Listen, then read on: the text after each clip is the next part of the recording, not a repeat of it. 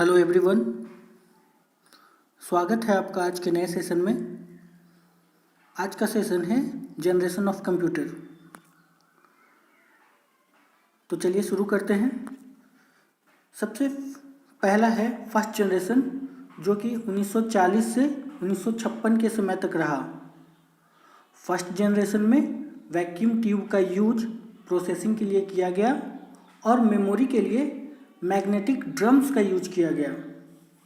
लेकिन vacuum tube को उसके शॉर्ट लाइफ के कारण बार बार चेंज करना पड़ता था।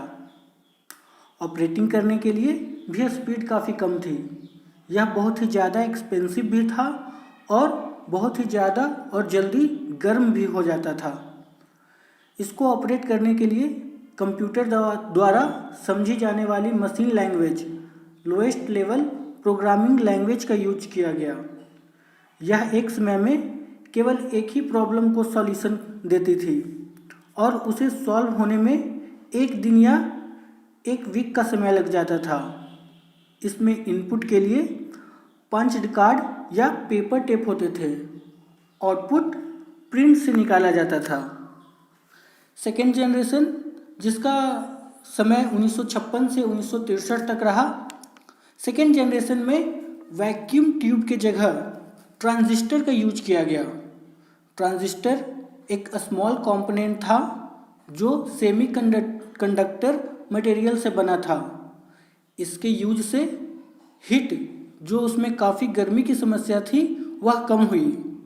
फर्स्ट जनरेशन की तुलना में यह स्मॉल, फास्ट और अधिक पावरफुल था। इसमें मैग्नेटिक डिस्क, जो डेटा स्टोर करने के लिए था, उसको डेवलप किया गया। सेकेंड जनरेशन में हाई लेवल प्रोग्रामिंग लैंग्वेज को विकसित किया गया, जिससे प्रोग्रामिंग काफ़ी हद तक आसान हो गया। हाई लेवल प्रोग्रामिंग लैंग्वेज में कोबल, फॉर्ट्रन आदि डेवलप किए गए थे। COBOL means common business oriented language, जिसका यूज बड़ी कंपनी और गवर्नमेंट के business, finance and administrative work के लिए किया गया था। फॉर्ट्रन फार्मूला ट्रांसलेशन था, जिसका यूज मैथ के फार्मूलाज के लिए किया गया था। यहाँ पर सेकेंड जनरेशन के कुछ पिक्चर्स दिए गए हैं और दिखाया गया है कि सेकेंड जनरेशन के कंप्यूटर कितने बड़े थे। यहाँ पर कुछ ट्रांजिस्टर भी दिखाया गया है। नेक्स्ट है आपका थर्ड जनरेशन। थर्ड जनरेशन में ट्रांजिस्टर की जगह इंटीग्रेटेड सर्किट का यूज किया गया, जिसे आईसी कहा जाता था। आईसी को चिप या माइक्रो चिप के रूप में भी जाना जाता है। एक छोटे से चिप में बड़ी संख्या में ट्रांजिस्टर के यूज से कंप्यूटर के स्पीड और इफ़िशियंसी में काफ़ी वृद्धि हुई। यह फर्स्ट जनरेशन और सेकेंड जनरेशन के कंप्यूटर की तुलना में छोटा और सस्ता भी था, और यह कंप्यूटर बड़े पैमानों में लोगों तक पहुंच पाया। इनपुट के लिए पंच कार्ड के जगह कीबोर्ड का यूज किया गया।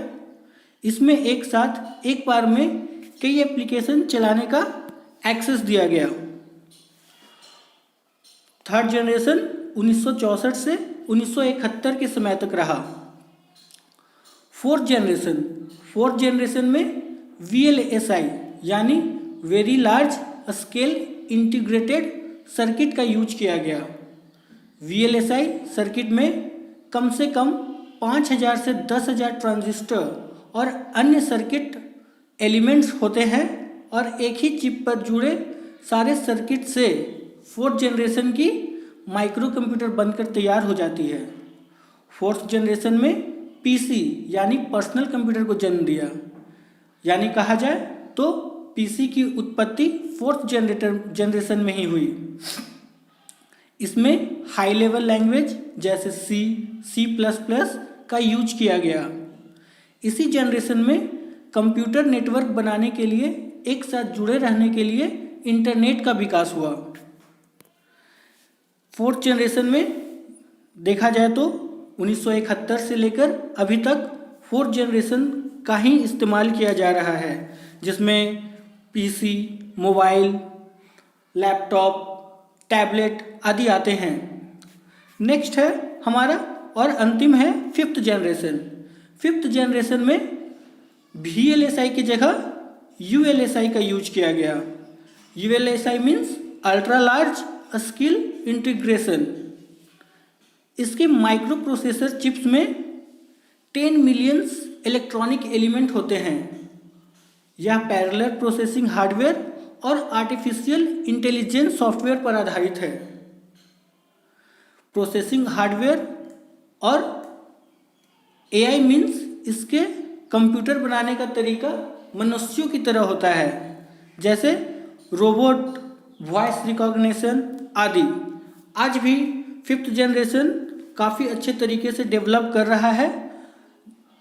Thank you. आज का सेशन यहीं समाप्त किया जाता है।